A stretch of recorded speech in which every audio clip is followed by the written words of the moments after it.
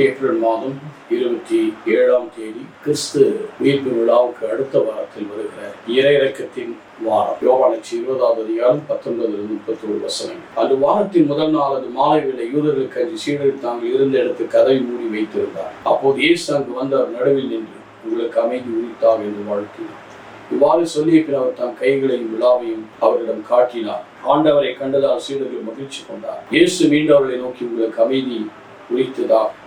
தந்தை என்னை அனுப்பியது போல நான் உங்களை அனுப்புகிறேன் என்று சொன்னார். பின்பு அவர் மேல் ஊதி பரிசுத்த ஆவியை பெற்றுக் கொள்ளுங்கள். எவருடைய பாவங்களை நீங்கள் மன்னிப்பீர்களோ அவை மன்னிக்கப்படும், எவருடைய பாவங்கள் மன்னியாதிருப்பீர்களோ மன்னிக்கப்படாது என்றார். பணியில் ஒருவன் திதுமையினன் தோமா வந்தபோது அவரோடு இல்லை. மற்ற சீடரோடு ஆண்டவரை கண்டோம் என்றார். தோமா அவருடைய கைகளில் ஆணியில் கண்ட தடுமை பார்த்து அதில் விரலை விட்டு அவர் விழாவில் என் கையை இட்டால் என்று நான் நம்ப மாட்டேன். 8 நாளுக்கு பின் அவருடைய சீடர்கள் மீண்டும் உள்ளே கூடியிருந்தார். அந்த தோமா அவர்களோடு இருந்தார். கதவு பூட்டப்பட்டிருந்தும் இயேசு உள்ளே வந்து அவர் நடுவில் நின்று, உங்களுக்கு அமைதி உரித்தாக என்று வாழ்த்து. பின்னர் அவர் தோமாவோடு, இதோ என் கை, இதோ உன் விரலை இடு, உன் கையை நீட்டி விழாவில் இடு, ஐயம் தவிர்த்து நம்பிக்கை கொள்ளுங்கள். தோமா அவரை பார்த்து, நீரே என் ஆண்டவர், நீரே என் கடவுள். இயேசு அவரை, நீ என்னை கண்டதால் நம்பினாய், காணாமல் நம்புவோர் பேறு பெற்றுள்ளேன். வேறு பல அடையாளங்கள் இயேசு தம் சீடர்களில் செய்தார். இவையெல்லாம் நூலில் எழுதப்படவில்லை. இயேசு இறைமகனாகிய மெசியா நம்புவதற்காக, நம்பி அவர் பெயரால் வாழ்வு பெறுவதற்காக இந்நூலில் எழுத பெற்று. எனக்கு அருமையான சகோதர சகோதரிகளே, ஆண்டவராக இயேசு உயிர்த்த பிறகு அடைப்பட்ட அறை அது உண்மையிலே ஒரு பெரிய ஆசீர்வாதம். பயந்து யூதர்களுக்கு அஞ்சி மேல் மாடியிலே அவர்கள் அடைந்து கிடக்கிறார். இந்த பயத்தின் சூழ்நிலையில் அவர்கள் மத்தியிலே தோன்றி பீஸ் பி வித் அவர்களுக்கு அந்த அமைதியை பயப்படாது அமைதியை கொடுக்கிறார். முதலிலிருந்து அமைதியை அவர்களுக்கு வழங்குகிறார். அதன் மத்தியிலே அவர் 2 முறையும் தன் காயங்களை பற்றி அவர் வெளிப்படுத்துகிறார். இந்த காயம் உண்மையிலே பரிசுத்த காயம் என்றால் அவருடைய காயத்தால் நாம் குணமாகிறோம் என்று எஸ்ஐயா 53:4 சொல்கிறார். அது நிறைவேறும் வண்ணம் இதோ இந்த காயங்களோடு தான் அவர் மீண்டும் தோன்றி, இதோ என் காயத்தை பார், உன் கையை விடு, உன் விரலை நீட்டி விழாவில் விடு என்று சொல்கிறார். அப்படின்னா அந்த காயம் ரியல் காயமா இருக்கு, தழும்புகள் அல்ல. உண்மையிலே அது தழும்புனா ரியலாய காயங்கள் எதை குறிக்கிறது என்றால், இன்னும் அவர் மனிதனுடைய பாடுகளை சுமந்து தான் உயர்த்து விட்டேன் என்பதற்கு முதல் அடையாளம் இந்த காயங்கள் தான். கிறிஸ்து என்ன வேறு ஆவி, இந்த வேறு ஏதோ வேறு உருவம் என்று சொல்லும்.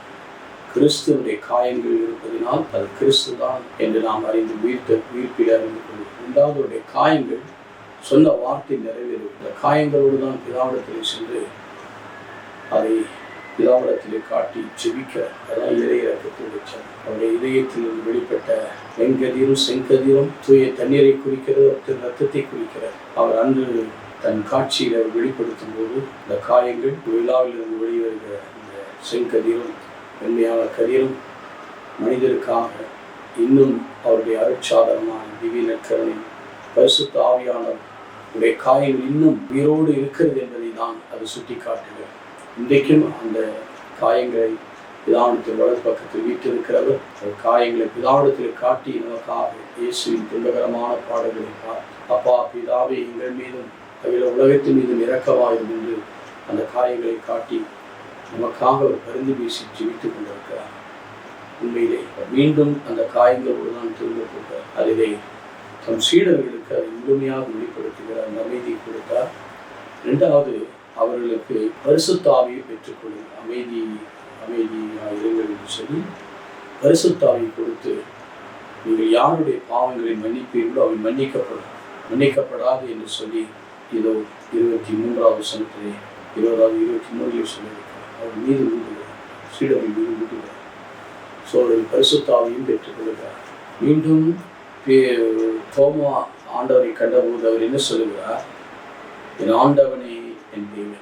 ஆண்டவர் என்பது என்னை முழுமையாய் ஆக்கும், என்னை முழுமையாய் ஆக்கும். தேவனே என்பது மயிலாடு.